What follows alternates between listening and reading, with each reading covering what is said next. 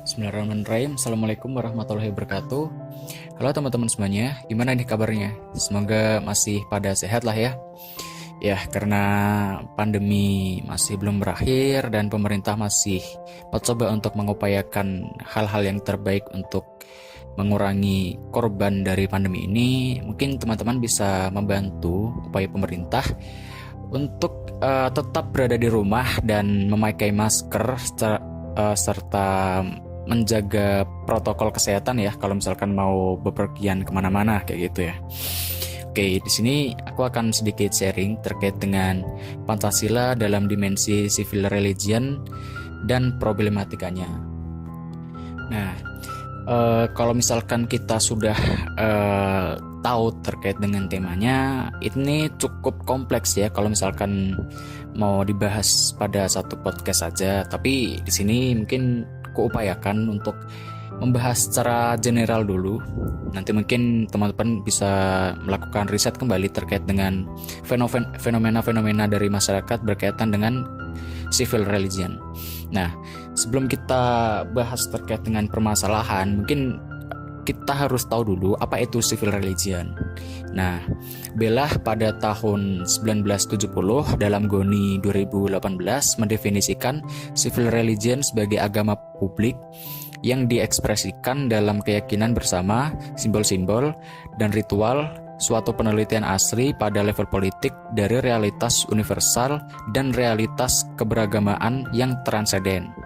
Nah, kalau bisa disimpulkan di sini civil religion itu kalau kita maknai secara bahasa ya, civil itu kan sipil. Nah, religion itu agama. Nah, kalau kita gabungkan itu bukan agama sipil ya, karena kurang tepat kalau civil religion itu dianggap atau didefinisikan sebagai agama sipil, tapi di sini mungkin lebih tepatnya itu keberagamaan sipil. Nah, keberagamaan ini merupakan suatu hal yang kompleks, yang mana di situ ada ada keragaman suku, ras, agama, dan di situ ada banyak sekali agama-agama yang ada di satu wilayah kayak gitu ya. Nah, untuk civil religion ini biasanya terjadi pada negara-negara yang plural, seperti negara yang memiliki banyak suku, ras, agama, nah yang berbeda-beda tapi mereka tetap berada di satu negara kayak gitu. Nah, maka dari itu karena keragaman itu maka disebut sebagai keberagamaan sipil kayak gitu. Nah, kalau misalkan keberagamaan sipil ini dapat menjadikan suatu negara itu bersatu, atau keberagamaan ini dijadikan suatu landasan untuk berintegrasi, maka itu akan sangat bagus untuk negara itu sendiri. Tapi dampak terburuk dari keberagamaan sipil ini adalah masyarakat yang terlalu plural atau masyarakat yang terlalu beragam akan ada kemungkinan besar untuk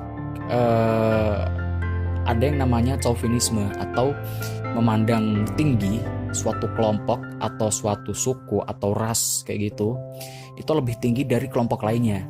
Nah, ini menjadi suatu hal yang negatif jika setiap masyarakat memiliki pandangan yang sedemikian rupa. Kalau misalkan kita bicara terkait dengan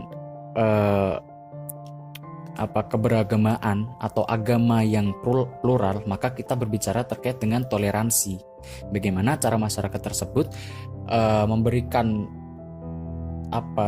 toleransi atau kelumrahan, bagaimana orang lain yang mungkin bukan berasal dari kelompoknya, atau mungkin berlatar belakang bukan agama yang sama dengan agamanya, tapi dia masih mempunyai rasa persaudaraan. Dia masih memaklumi hal-hal tersebut. Dia masih membiarkan orang lain untuk beribadah, atau mungkin ya membiarkan orang lain memeluk agamanya masing-masing sesuai dengan kepercayaannya kayak gitu. Nah, berkaitan dengan intoleransi, mungkin kita berbicara terkait dengan sosial media terlebih dahulu ya. Nah, sosial media itu biasanya dijadikan suatu sarana atau wadah untuk menyebarkan bentuk-bentuk komentar atau suatu video atau apapun postingannya berkaitan dengan intoleransi. Nah, sedangkan kalau misalkan kita lihat tren penggunaan media sosial di Indonesia meningkat setiap tahunnya. Dikutip dari Kompas Tekno dalam laporan digital 2021 menunjukkan bahwa 170 juta penduduk Indonesia dari total 274,9 juta telah menggunakan media sosial. Jika dibandingkan dengan bulan Januari 2020, tahun 2021, penggunaan media sosial penduduk Indonesia naik sekitar 6,35% atau mencapai 10 juta. Nah, penggunaan media sosial yang tidak bijak ini dapat menjadi ancaman bagi Pancasila. Mengapa demikian? Menteri Agama Indonesia yaitu Pak Yakut Kholil Koumas dalam republika.co.id mengatakan bahwa media sosial dapat memaparkan paham radikalisme. Penyebabnya karena tidak menyaring informasi keagamaan yang ada di media sosial sehingga ajaran radikal tersebut memungkinkan diakses banyak orang. Selain itu, terdapat pesan-pesan intoleransi agama di Indonesia. Nah, mungkin teman-teman bisa mini riset ya, atau mungkin melakukan pengamatan di media sosial. Itu contohnya kasus-kasus intoleransi seperti yang ada di gambar ini. Nah, seperti itu mungkin teman-teman sudah banyak ya, meskipun teman-teman gak riset, mungkin teman-teman sudah banyak menjumpai kasus-kasus seperti ini atau komentar-komentar negatif seperti ini. Nah, tapi berdasarkan riset atau penelitian atau pengamatan atau penggalian data yang sudah kulakukan nih, dikutip dari tirto.id dan jaringan Gus Durian pada tahun 2016, ada sedikit data di sini ya. Mungkin sudah di tahun lalu, cuman ini jumlahnya cukup lumayan kalau bisa dibilang, karena pada aplikasi Twitter terdapat 20 akun yang mencuit dan meretweet tentang pesan radikal. Nah, pada aplikasi Facebook, riset itu menjumpai 884 unggahan memuat ekstremis. Dari 884 itu terdapat 171 unggahan yang memuat kata kunci ekstremis sesuai indikator ICCT. Sedangkan pada aplikasi Instagram, pesan-pesan intoleransi berbunyi menempatkan kafir sebagai musuh. Di dunia ada kelompok kafir dan kaum beriman atau muslim. Nah, ini mungkin bisa teman-teman jumpai ya di beberapa komentar di Instagram ataupun di media sosial lainnya. Banyak orang yang menganggap orang kalau nggak muslim itu kafir, kayak gitu. Nah, ini merupakan suatu pandangan yang salah, karena dari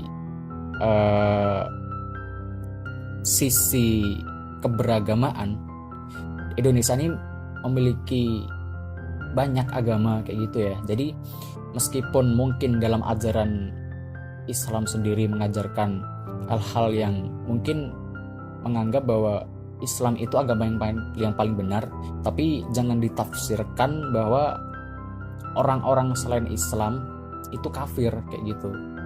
Mungkin bagi sebagian orang atau ulama menganggap hal seperti itu merupakan hal yang benar kayak gitu ya. Tapi dilihat lagi konteksnya, kita sedang berada di negara yang plural kayak gitu. Tetap terdapat keragaman agama di sini. Nah, tidak etis bila mana kita mengungkapkan agama yang mereka peluk itu agama yang tidak benar, dan bahkan lebih buruknya mengkafirkan umat dari agama lain. Nah, hal-hal yang seperti ini yang perlu dihindari di negara Indonesia kayak gitu.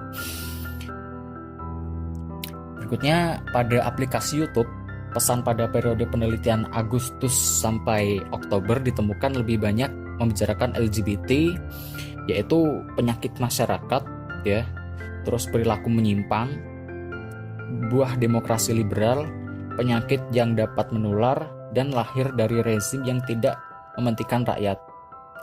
Nah, itu tadi beberapa data yang sudah dikumpulkan dan itu dapat divalidasi datanya. Mungkin bisa dicek terkait dengan perkembangan data di mana sajalah, di internet kan banyak gitu ya. Tapi juga agak yang langsung ditelan mentah-mentah gitu, harus ada penelusuran lebih lanjut kayak gitu untuk data-data yang didapatkan kayak gitu. Nah, tadi kan kita sudah berbicara terkait dengan permasalahannya atau problematika dari Pancasila sebagai civil religion. Nah, di situ ada banyak konflik di media sosial yang ruangnya itu tidak terbatas karena ya tidak terbatas oleh ruang dan waktu gitu ya, karena orang-orang sangat bebas menggunakan media sosial tanpa menerapkan aturan-aturan sosial atau norma-norma sosial yang berlaku di masyarakat. Nah, kenapa kok kita harus memberantas atau menangani hal-hal yang seperti itu? Kenapa kok kita harus memikirkan hal-hal yang mungkin gak berdampak pada diri kita kayak gitu? Nah, sebenarnya berkaitan dengan hal ini itu sama apa yang dipandang oleh orang-orang lain. Kalau misalkan tidak ada kepedulian dari diri sendiri, maka jangan harap negara ini akan peduli dengan hak-hak dari rakyatnya kayak gitu. Jangan harap negara ini akan peduli dengan keberagamaan atau posisi atau kalau aku bilang itu status sosial dari masyarakat itu sendiri. Karena untuk toleransi saja tidak ditanamkan kayak gitu. Nah, kalau misalkan dari tiap individu mulai untuk menanamkan kesadaran akan toleransi, maka dapat diupayakan negara ini menjadi negara yang toleran, karena masyarakatnya sendiri diisi oleh orang-orang yang toleran juga kayak gitu ya. Nah, berkaitan dengan Pancasila sebagai sebagai pemecah masalah gitu ya. Mengapa kok harus Pancasila kayak gitu? Mengapa Pancasila ini dianggap sebagai suatu hal yang penting bagi harmonisasi kehidupan antar umat beragama? Nah, itu dikarenakan nilai-nilai serta ideologi Pancasila merupakan suatu hal yang selalu dijadikan patokan dalam kehidupan berbangsa dan bernegara, termasuk kebebasan beragama. Nah, mungkin kalau misalkan kita telah lebih lanjut pada sila pertama dan sila ketiga sudah sangat jelas gitu ya. Sudah sangat jelas bahwa setiap warga negara memiliki kebebasan untuk memeluk agama sesuai dengan kepercayaan masing-masing. Karena itu merupakan suatu hak bagi seluruh warga Indonesia. Selain itu, semangat persatuan dan kesatuan merupakan hal yang perlu kita sadari dan tanamkan pada diri individu agar tidak terjadi pemikiran yang menyimpang antara satu kelompok dengan kelompok lain, yang mana kemudian menimbulkan konflik atau perselisihan antar kelompok. Nah, itu terkait dengan latar belakang ya, kenapa kok harus Pancasila kayak gitu? Karena kan setiap undang-undang atau peraturan atau kebijakan yang diambil oleh pemerintah itu tidak akan terlepas dari nilai-nilai dari Pancasila itu sendiri. Nah, berikutnya ini merupakan PR terbesar bagi seluruh warga Indonesia berkaitan dengan bagaimana cara menumbuhkan rasa toleransi antar umat beragama berdasarkan ideologi Pancasila. Nah, sebagai suatu bentuk penyadaran akan pentingnya rasa persatuan dan kesatuan warga negara Indonesia, maka perlu adanya sinergi antara pihak masyarakat, pemerintah, serta developer dari media sosial. Dan untuk bentuk implementasinya itu mungkin langsung dalam bentuk ini ya, dalam bentuk solusi ya. Nah, solusi yang dihadirkan itu hendaknya solusi yang inovatif dan adaptif dari semua pihak agar metode yang digunakan itu efektif kayak gitu. Jadi solusi yang dihadirkan itu harus berdasarkan realita dan kondisi sekarang ini. Karena maraknya orang yang menggunakan media sosial dan juga karena permasalahan tersebut berakar dari media sosial juga, maka untuk pemecahan masalahnya atau solusi yang dihadirkan harus juga dari media sosial itu sendiri. Nah, tapi kalau misalkan kita hanya mengandalkan media sosial, itu dirasa mungkin kurang efektif karena permasalahan ini mungkin tidak hanya dijumpai di media sosial saja, tapi di kehidupan atau realita bermasyarakat juga terkadang ditemui hal-hal yang seperti ini, kayak gitu kan. Nah, ada beberapa hal atau aksi atau solusi yang bisa saya tawarkan di sini atau mungkin saya sarankan berkaitan dengan bagaimana cara memecahkan atau bagaimana cara kita mengatasi kasus-kasus intoleransi ini, kayak gitu. Nah, yang pertama yaitu pemerintah perlu menggunakan media sosial untuk sarana peningkatan harmonisasi antar umat beragama dengan menggunakan akun-akun toleran. Nah, mungkin untuk pemerintah bisa membuat suatu akun atau banyak akun gak apa-apa untuk menyebarkan ideologi-ideologi yang mana itu dapat merangsang atau mengubah pikiran masyarakat menjadi pikiran yang toleran.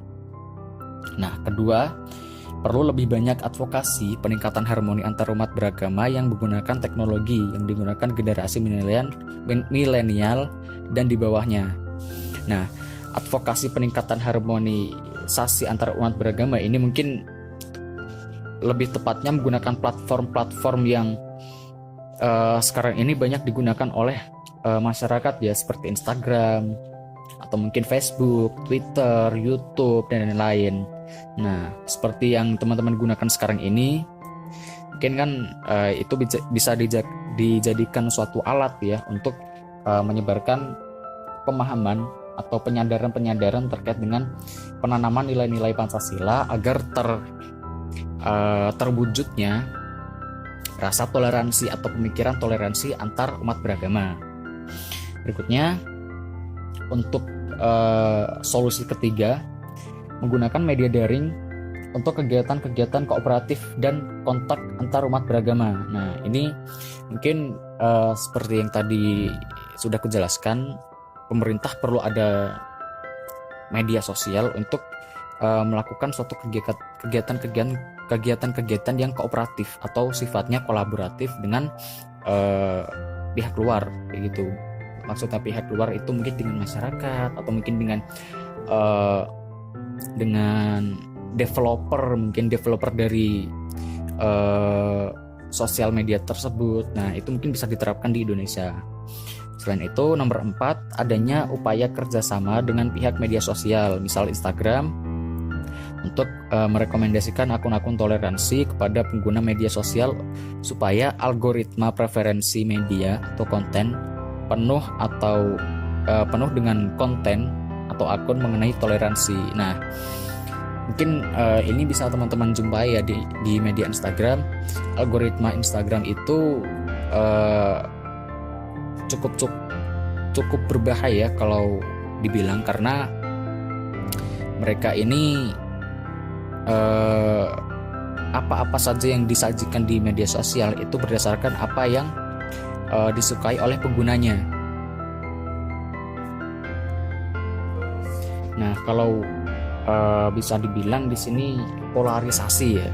Jadi setiap konten yang di like ya, setiap kita menekan like pada suatu akun atau pada suatu postingan, nah itu konten yang diekspos atau konten yang ditampilkan di media sosial teman-teman itu akan berdasarkan apa yang teman-teman sukai, apa yang teman-teman like gitu. Nah, itu yang membentuk suatu pemikiran, atau mungkin jika suatu konten itu dikonsumsi secara terus-menerus, maka itu akan terinternalisasi pada pemikiran setiap orang yang melihat, kayak gitu. Kalau misalkan setiap orang itu setiap harinya mengkonsumsi akun-akun atau konten-konten yang intoleran, maka itu yang teman-teman lihat dari negara ini kayak gitu. Tidak lagi kalau misalkan ada orang yang suka like misalkan konten-konten yang berbau toleransi, maka hal itulah yang menjadi pandangan atau preferensi dari orang-orang tersebut untuk bertindak atau berperilaku. Maka itu akan tercermin pada perilaku yang dimunculkan. Apa perilaku yang dimunculkan? Mungkin lebih menghargai agama lain, atau mungkin tidak mempermasalahkan hal-hal kecil yang sebenarnya itu tidak penting, tapi dibesar-besarkan menjadi yang akhirnya merambat ke kasus-kasus rasisme atau mungkin diskriminasi terhadap kelompok-kelompok minoritas, terhadap kelompok-kelompok marginal kayak gitu. Nah, hal tersebut yang akhirnya memicu konflik di sosial masyarakat kayak gitu. Berikutnya untuk solusi terakhir yang bisa saya sarankan di sini adalah pemerintah dapat bekerja sama dengan kreator-kreator game guna meningkatkan rasa toleransi khususnya bagi anak muda. Nah, ini mungkin sangat banyak ya, sangat banyak orang-orang sekarang itu main game gitu kan. Sekarang masih benar-benar marak gitu ya untuk khususnya kaum muda itu bermain game sampai nggak tahu waktu gitu kan. Nah, itu bisa bisa diotak-atik atau mungkin bisa lebih dimodifikasi lagi terkait dengan gamenya. Mungkin pemerintah bisa bekerja sama dengan developer game, yang mana itu nanti akan dimunculkan hal-hal yang berbau toleransi. Nah, contoh konkretnya seperti apa? Nah, itu yang mungkin menjadi PR bagi kita bersama ya. Bagaimana cara kita memunculkan rasa toleransi atau kita menyelipkan ideologi-ideologi Pancasila sebagai suatu bentuk penyadaran masyarakat terhadap nilai-nilai Pancasila pada suatu game online kayak gitu, atau mungkin game offline nggak apa-apa. Nah, itu mungkin bisa menjadi hal yang cukup tepat atau efektif jika diterapkan di Indonesia yang banyak orang mengkonsumsi game gitu. Nah, berkaitan dengan aksi, otomatis kita nggak mau dong sudah ada banyak kasus dulu baru kita mengadakan suatu bentuk intervensi atau mengadakan suatu pemecahan masalah. Nah, lebih tepatnya atau lebih baiknya kita juga melakukan suatu bentuk pencegahan agar kasus-kasus intoleransi ini tidak terjadi lagi kayak gitu. Nah, bagaimana caranya? Ini sebenarnya sudah dikemukakan oleh Ketua Forum Kerukunan Umat Beragama atau FKUB di Jawa Tengah, yaitu Pak Taslim Syahlan, dalam surakarta.suara.com menyebutkan 4 prinsip untuk mencegah kasus intoleransi, yakni kedewasaan beragama, solidaritas, serta integritas. Nah, ini sebenarnya poin-poin yang mungkin teman-teman sudah pelajari di sekolah atau mungkin di perkuliahan ya, sudah teman-teman dapatkan di instansi-instansi pendidikan yang mungkin mereka sudah menetapkan nilai-nilai yang seperti ini kayak gitu. Apa saja yang sudah disebutkan oleh Pak Taslim Syahlan, yaitu kedewasaan beragama. Ini bagaimana seseorang itu dapat memandang suatu agama itu bukan menjadi suatu permasalahan. Jadi kalau misalkan ada perbedaan agama di suatu masyarakat atau setting masyarakat, maka itu bukan menjadi suatu halangan untuk menjalin integritas atau kerukunan. Berikutnya, soliditas.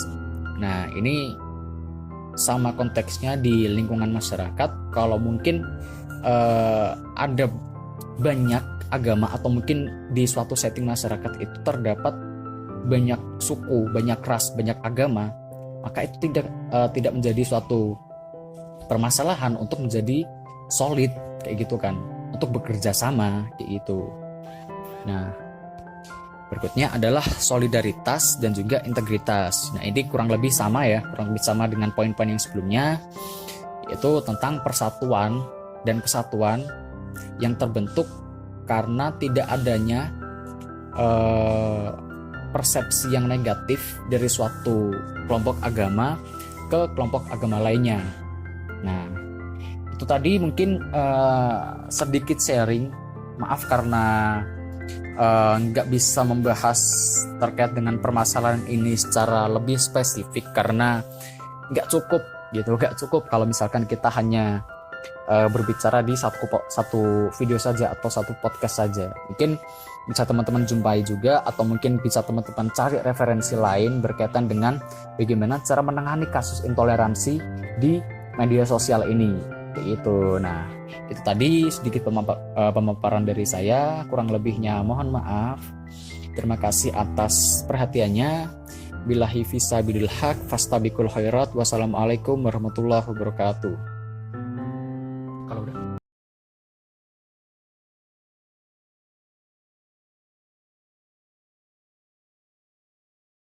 Aku, kami, kita, cinta Pancasila dan Indonesia.